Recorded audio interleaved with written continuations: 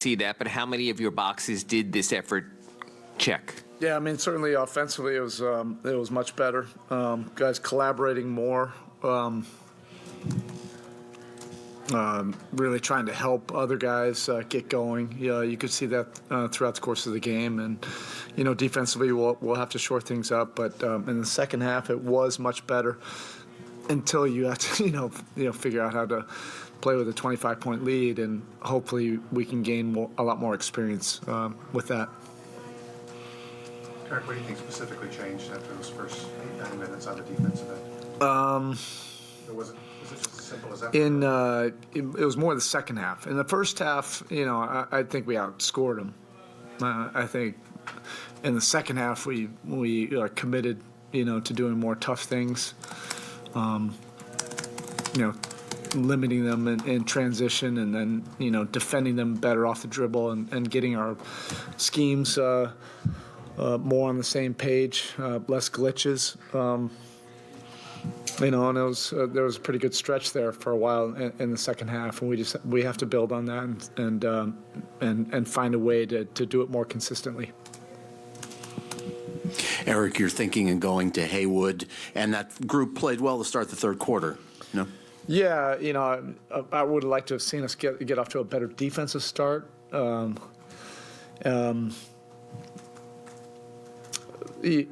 nobody likes being 1-4, losing 4 straight. It sucks. I hate having to make those kind of decisions, because from everybody outside, it looks like it's an indictment on one particular player. It's not. It's really not. I hated having to make that move. Because Kevin, brings, so much from a spirit and connection and leadership standpoint. But this is just a move for now.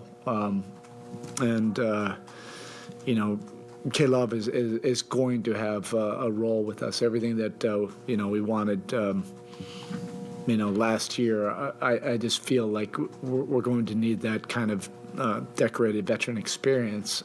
It's just for right now, just to stabilize.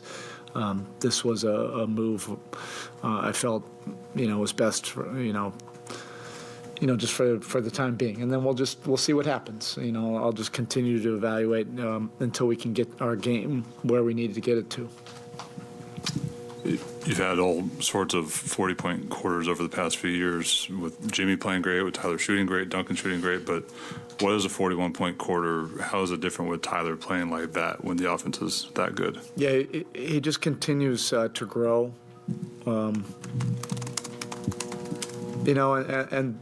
what was encouraging tonight, and we're just going to need a whole lot more of it, is Jimmy, Bam, Tyler, all playing to their strength zones. Helping each other, and bringing out a higher level out of everybody else.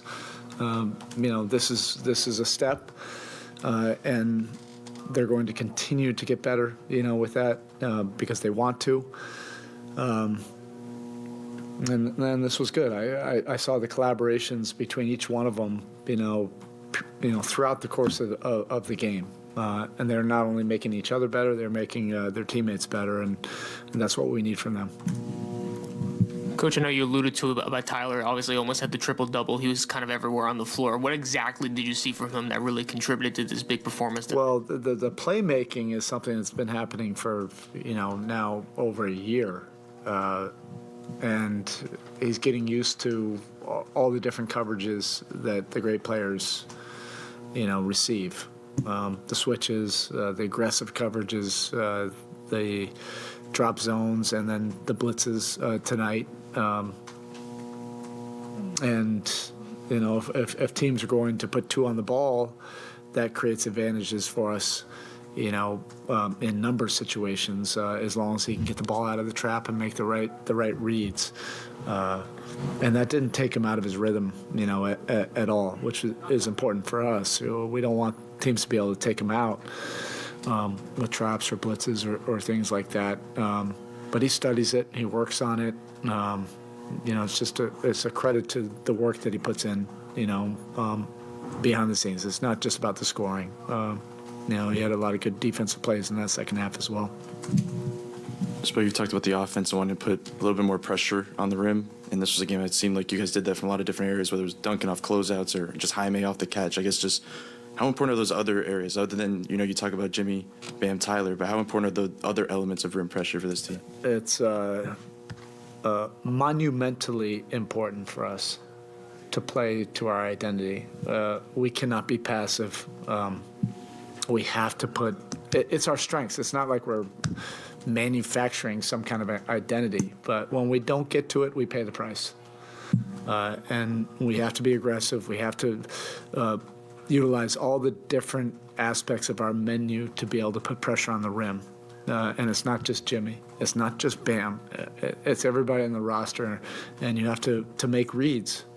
You cannot predetermine, but you have to be assertive on the catch or assertive when guys are open in the paint, or our cutting was much better tonight. Transition, all of it goes into that bucket of attacking and playing to our identity. And we'll get more consistent with that for sure. Last question.